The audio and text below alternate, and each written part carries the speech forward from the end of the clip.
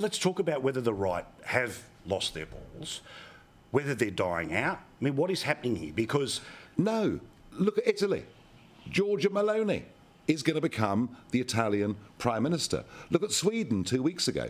That country ruled by Social Democrats since 1945 until now. There's going to be a Conservative majority leading Sweden. Actually, all over the world, we are seeing a move against globalism. Because what's globalism done? It's made the rich richer and disadvantaged absolutely everybody else. But somehow in our countries, we get people who masquerade at election time as being Conservatives, don't have the courage to stand up and fight for our values. Yet when they do, when in 2019 I got rid of Mrs May as Prime Minister. Thank you. That was a very happy day. And then Boris comes in, stands on a Farage East agenda and gets an 80-seat majority.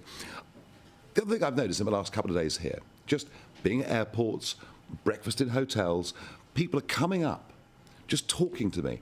They're desperate for leadership in Australia, and they don't see where it's coming from. But also they feel, and quite rightly so, that it's an assault on all fronts, that what was status quo yesterday is far right today.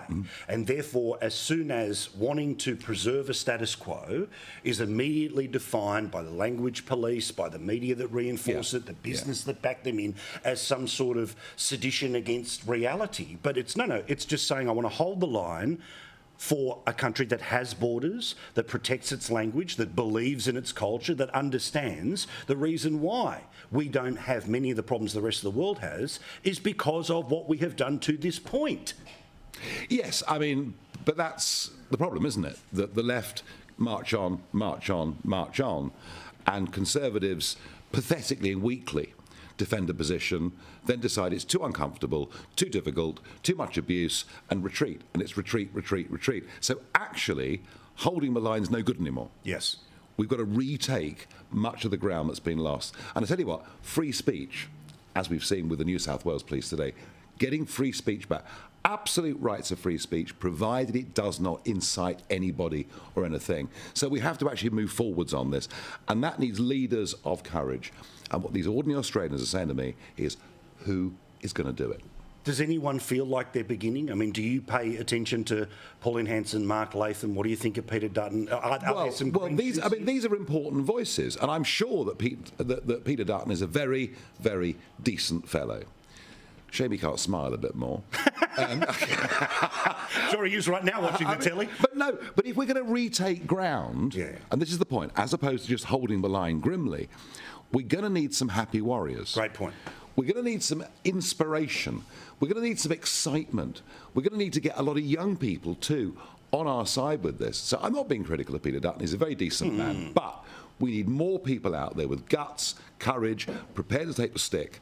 And just the general feeling I'm getting, from ordinary Australians is they're worried there's a lack of people. Well, I always say, they used to talk about, punk, of course, and anti-establishment were all things about bagging the Queen or having a go at religious institutions. You want to be a punk now, you're looking at it. You don't need the mohawk anymore. You don't need the crazy hair. You don't need to burn flags or write things. You're seeing it right here. And this is the pushback, and this is what we're going to try to do here. So this is what punk looks like. God love your Twitter. A couple of questions I got from the good people that are watching us right now, okay? Which is, Anna asks that you swept through the UK, Trump swept through the United States. Is Australia ready for our own Nigel Farage or Donald, and who could it be? We kind of answered that, but... I don't know who it's going to be. Is it ready? I'm seeing it. People are walking up to me. They're crying out for bold, principled leadership to push back, to retake ground that the left have taken from us. Is Australia ready for it? You bet your life it is. UK energy bills, according to Sarah, out of control. I know that even just being there for a couple of weeks, talking to cabbies, saying that they're thinking twice about even staying, in their line of work because of $2,000 bills, $3,000, $12,000 bills for some people. Sarah says, UK energy bills are so out of control, the Green left in Australia is still after net zero. Why can't people wake up to the truth? Oh, we're waking up in the UK. And in Germany, they're really waking up. In fact, they're beginning to wonder why they didn't listen to Donald Trump when he warned them at the UN a couple of years ago. They laughed at him. Well, they're not laughing now. So, all I would say, Australia, if you go down the net zero route, you will have to export manufacturing jobs and mining jobs and become an energy importer. And then you can reduce the amount of CO2 you produce. In fact, you export CO2 production to other parts of the world. It's madness. And, Morrison signed up for it. He did it at COP26 in front of the world leaders, looking virtuous. I may be wrong, but I don't think in Australia you've had a proper debate about what net zero really means. Look at what it's doing to us. We are facing the prospect of the lights going out in February. Don't do it. Absolutely. And by the way, if you do it, China, who built last year 80 giant coal-fired power stations, are literally laughing at us. Great, man. It is, as always, a thrill to talk to you. Thank you for doing what you do for us each and every week. Good on you for kicking ass on GB News, and make the most of your time in Australia. Pleasure to be here. Thank you. Paul, thank you. Nigel Farage, he is the king of free speech, the man who changes the world, the man who bends the universe in the right direction. NigelLive.com.au, NigelLive.com.au is how you can get your tickets. See this bloke in Australia.